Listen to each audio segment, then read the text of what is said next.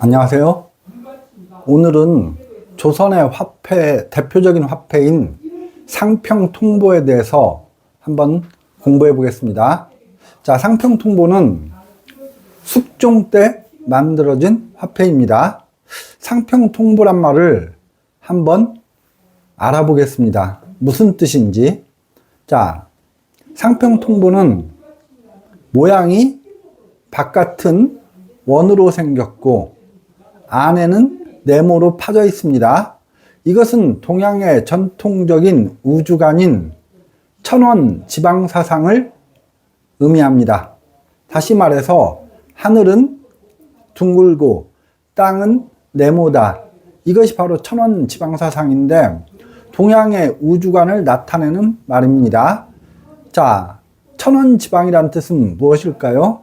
온 세상을 말하는 겁니다. 다시 말하면 상평통보의 바깥의 원과 안의 네모는 온 세상을 말하는 겁니다. 상평통보란 말은 상, 언제나, 항상상을 의미합니다. 언제나 공평하게, 공평할 평자죠. 공평하게 유통되는, 통할 통자죠. 보물이라는 의미입니다. 다시 말해서 온 세상에 언제나 공평하게 유통되는 보물, 그런 의미입니다. 자, 여기서 우리는 조선 사람들의 대단히 놀라운 어떤 경제관 같은 것들을 생각해 볼 수 있습니다.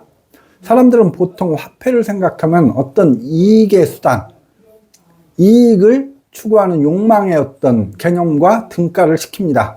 그런데 상평통보란 말에는 대단히 놀라운 경제적 정의의 의미가, 공평하다는 말에서 경제적 정의의 의미가 담겨져 있습니다. 자, 조선시대 때 상평통보는 다른 말로 엽전이라고도 불렸습니다. 보통 사극에서 보면은 상평통보를 쭉 이렇게 줄에 꿰어가지고 몇십 개를 꿰어갖고 꿰미로 이렇게 갖고 다니는 것을 볼 수가 있습니다. 조선은 전통적으로 성리학이 지배했던 나라입니다. 국가 이데올로기가 성리학이었죠. 그렇기 때문에 성리학적 세계관에서는 돈을 추구한다는 것은 대단히 선비답지 못한 행동으로 여겼다고 합니다. 그래서 돈 전자를 보면은 천할전자하고 글자가 상당히 유사합니다. 조선시대 선비들은 돈이 아주 많은 선비들, 다시 말해서 권력이 있는 양반들은 돈을 자기가 직접 갖고 다니지 않았습니다. 천한 것이기 때문에 그랬겠죠.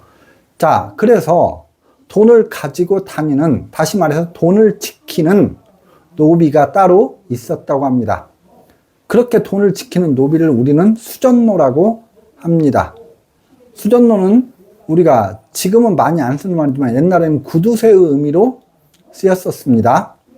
그런데 양반들 중에서 수전노를 둘 형편이 안 되는 양반들은 돈을 그 옛날에 양반들이 입었던 도포라고 있죠.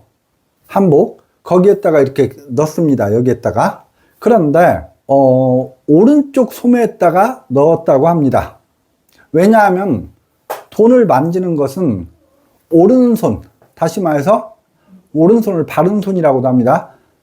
바른손에 만지면 안 되는 것이고, 따라서 왼손, 왼갓 잡일을 하는 왼손이 만지게끔 오른쪽 소매 안에다가 넣었다고 합니다. 그래서 왼손으로 이렇게 꺼내서 지불을 했는데, 이제 시장에 그것을 가지고 화폐, 상평통보를 가지고 돌아다닐 때 이제 오른쪽 소매에 그것을 넣으면 소매가 삼각형으로 딱 이렇게 쳐집니다.